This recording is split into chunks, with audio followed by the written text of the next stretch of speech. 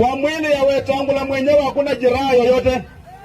Kama Wetangula ametahiri hapo na jeraha moja peke yake na inamsaidia yeye. Now, a very good morning and welcome back to Havana Media. My name is Boniface Wino, and as usual, I'm going to be your host for today. I don't know what is really happening in Western region, because as it stands now, the chaos that used to be in other counties right now is in Western, whereby we have Natembea together with the Wetangula. I don't know what is in between them or what is really happening. And that is what I want us to discuss, because the other day we saw Natembea and Natembea's supporters fighting against Wetangula supporters. And then yesterday, there is something that Natembea said that I would like us to discuss, I would like us to talk about, and then maybe know what is really happening, because I'm failing to understand something. But before we do that, I would just like you to give you a moment to go to the subscription area, click the subscribe button, like, share, and you can also drop me a comment at the comment section and tell me where you're watching us from and how these videos are reaching you. Because as I normally say, that feedback is normally the key thing in any form of communication.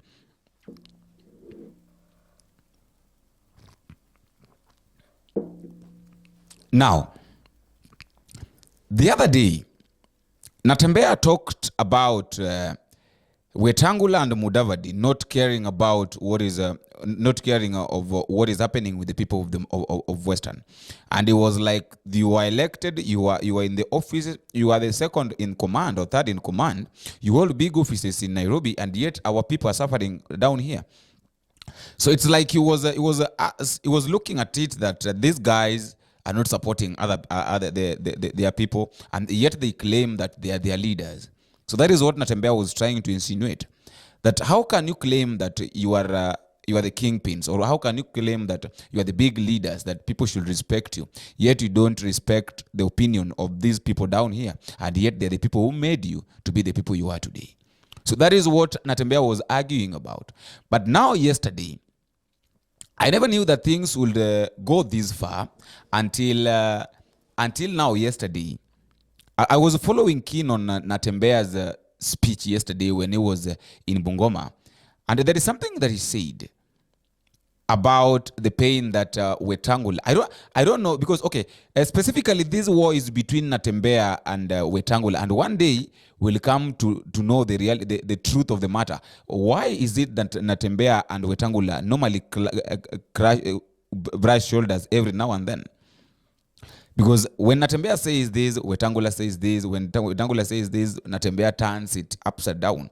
But now this video, I want you to listen to this video, and then after this video, I'll give you time at the comment section to also tell me what you think about this. What is really going on? Because to be sincerely speaking, I've never seen Wetangula or any other leader in Bungoma having such a bigger crowd, and people listening to him without chaos, without noise. And people have given Natembea a listening ear, and he can control them the way he wants. Not that he gives them money, but it's only because, I said something here. There is something that I said before, that if you are a leader and you want people to listen to you, you should always be there at any moment, so that they see you. You should always be there for them to see you. Take a look at Salasia. Salasia is normally in Mumias. He talks with them, he socializes with them. Take a look at somebody like Babu Owino in Bakasi. He's normally there. Take a look at somebody like Opio Wandai. And then take a look at somebody like Jalango. These leaders are normally there for their people. They're there, they socialize, and then all of a sudden, let us just be open. You can't compare the relationship that is in between Wetangula and the people of Mumias and the relationship that is in between Natembea and the people of Bungoma or of Kakamega. You can't. Why am I saying this? I'm saying this because Natembea is always there. The people of Trans Nzoia loves this guy because he's always there. He does his work without any problem with the people. He supports where necessary. Somebody like Didmas Baraza, even though they quarrel every now and then, but these guys work. These guys really give their best. So my question is, what is really happening in Western region? I remember chaos like these were normally seen in Nyanza, in Siaya, during the time of Oduol, Rasanga, those times when Oduol wanted power, and then all of a sudden the chaos that is back in 2017, back in those years to 2012, 2017. But now all of a sudden these things have turned, and now the stone is being thrown in Western.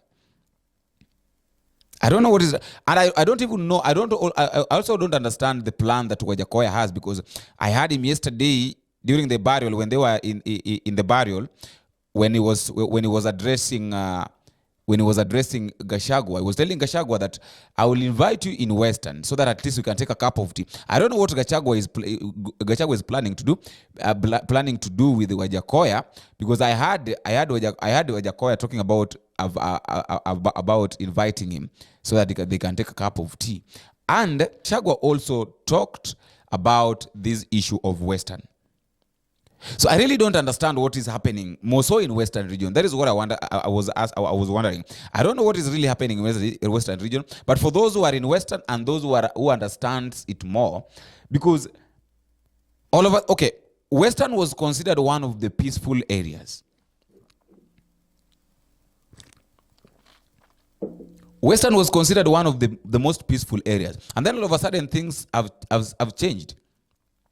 So that is what I want us to discuss. But listen to this video. I want you to listen to this video of Natembea talking about the pain that Wetangula has faced. And he's saying that if Wetangula faced a pain, the only pain that Wetangula faced is when he was being circumcised. Listen to this, and then let us meet in the comment section to tell me your view and your thought about what is really happening in Western region. And then until we meet again, I've been your host, Boniface Owino. Bye-bye. Kwa mwili ya Wetangula mwenyewe hakuna jeraha yoyote. Kama Wetangula ametahiri, hapo na jeraha moja peke yake na inamsaidia yeye. Moja peke yake. Lakini mimi majeraha imejaa. Let him understand, leo aelewe kwamba the smell of tear gas is the smell of freedom. Ajue hivyo. Wakati yeye anapigwa tear gas, anatoa makamazi, sisi tunanuza freedom peke yake. Ama namna gani? The darkest hour is before dawn. Watu wetu lazima tuelewe kwa mahali imefikia sasa, ukombozi unafika. Na mimi sitaki mrudi nyuma, si ndio? Jamii zote za Trans Nzoia msidanganywe. Niliambia wakale juzi kule Kiptoro. Wale wakala ambao wanachukia mimi kabisa. Hata hapa wengine wako na wananiangalia saa hii. Wewe kama unachukia mimi ni mkale kabisa, uko ndani ya UDM mkale, kuja hapa wewe upige simu yako kwa Ruto na mimi nipige, tuone atachukua ya nani. Kuja hapa saa hii kama wewe ni mwanaume. Kuja upige hapa tupige, mimi nipige na wewe upige, tuone atachukua ya nani. Ujinga mingi. Ona kama hapa unapiga siasa hapa, barabara itengenezwi, hakuna maji, na wewe unasema tu tuko kwa serikali. Jiunge na wengine tubadilishe dunia hii bwana. Ama namna gani? Tubadilishe Kenya. Hii maisha ambayo tumeishi, watoto wetu wameishi, wazazi wetu waliishi, msikubali wajukuu wetu waishi maisha hapana. Wale watu ambao wanatugawanya kule Nairobi wanakaa pamoja. Ukienda kule Karen hakuna ukabila. Ukienda Runda hakuna ukabila. Ukienda kule kwingine Mutaiga hakuna ukabila. Ukikuja Machawa kuna ukabila. Kwa sababu gani? Kwa nini? Kwa sababu watu hawajui kwamba ile maisha ambayo tunaishi mbaya iko na uhusiano kubwa sana na mambo ya uongozi ambao tunachagua. Ile siku utagundua hiyo siri, mambo yetu yatakuwa sawa sawa. Mambo ya ukabila haisaidii mtu akanashua haikusaidii chochote. Ukabila inafanya unachukia mwenzako bila sababu. Ukienda hospitali wakisema unataka kuwekewa damu O positive ama ile yako, wewe wanauliza jamii yako